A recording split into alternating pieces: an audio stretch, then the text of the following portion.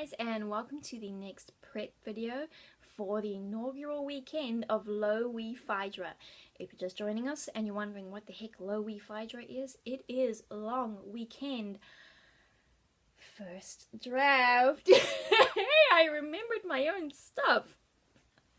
So, in North America, the United States and Canada, for the Labor Day weekend of 2014, I invite you to join me in writing a wild, woolly, messy, make your mama cry for all the wrong reasons first draft.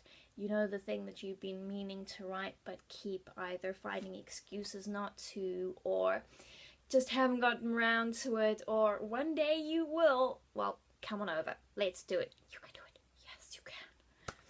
So, if you have got an idea and you are set now, you really want to give this a go, I invite you to step into a rather frightening realm, especially if you are a pantster. What is a pantster, you may ask? A pantster is a writer who likes to sit at the computer and just let the muse walk them down a garden path instead of plotting, setting up beats, setting up a story map, that sort of thing. I encourage you for this weekend, if you are a hardcore pantster, or even if you're not quite sure what you are yet, I encourage you to set up some sort of plot. Hear me out. I am a pantster by nature. I always have been. But I've begun to appreciate how setting up even rough plots can help you when you are starved for time, or when you are having a bit of a dry spell when it comes to stories, mainly because there's nothing worse than sitting down to write and having a blank screen in front of you for like an hour or two, and you've just got this little voice at the back of your head going, "You suck, you can't write, give it up now." And because that's what our ego does to us when we're struggling with stuff. Don't give your ego that chance, because you'll get up and you'll walk away and you won't come back and you'll lose hours, precious hours. You can do this, all right? It's not hard and it's not scary, and I'm going to give you an excuse to actually enjoy it. Right, okay.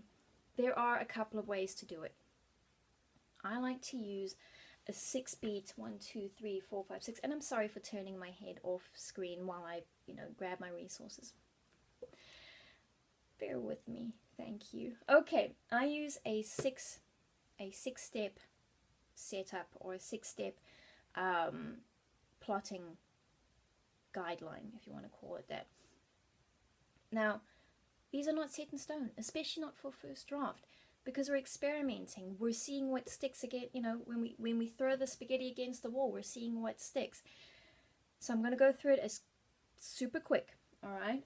I break it down into exposition / setup, the world of the character, the introduction of the lead character, maybe the introduction of the secondary or the sidekick character, leading into the inciting incident, the incident or the event or the person that turns that initially introduced character, their world, on their head, that just blows them out of the water, you name it, all hell breaks loose in the inciting incident.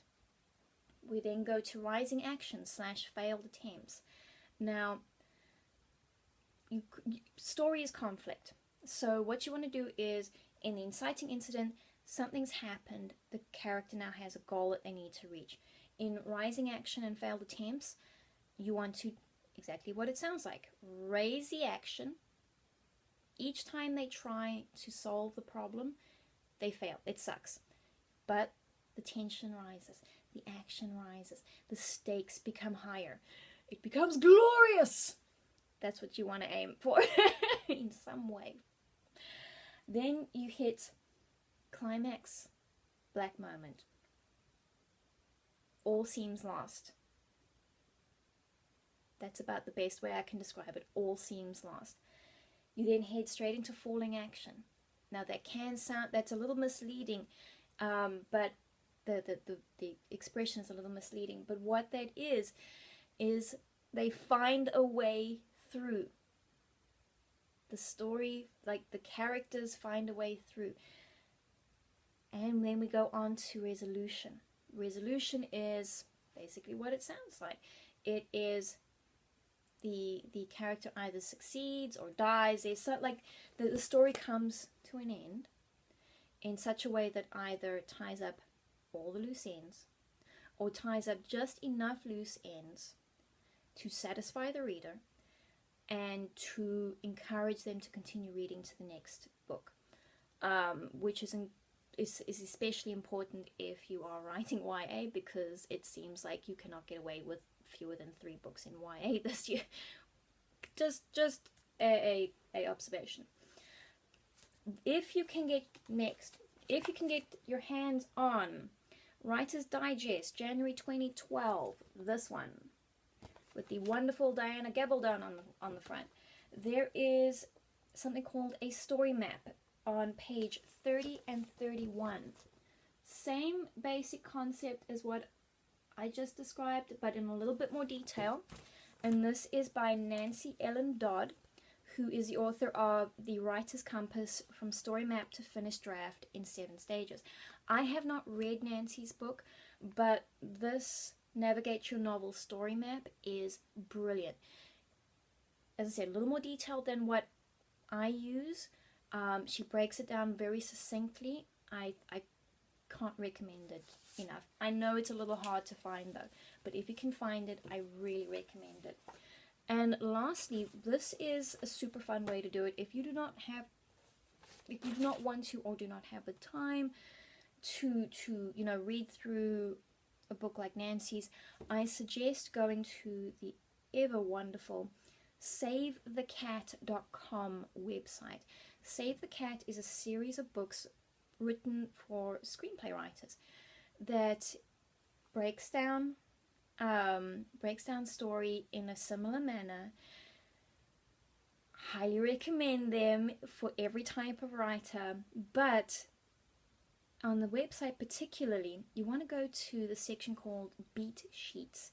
They break down popular movies. At the moment, they have Guardians of the Galaxy as their most current beat sheet.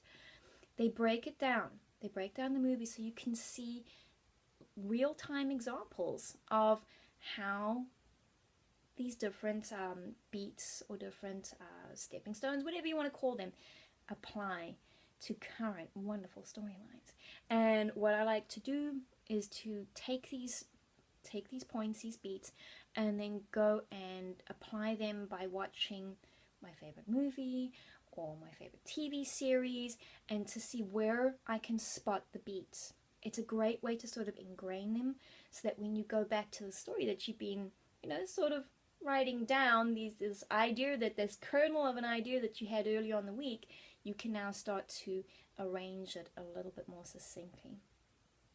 Or you can, if you're totally rebelling against plotting in any sort of a structured manner, go watch your favorite shows, go watch your favorite movie, do yourself a favor and break down what you can see.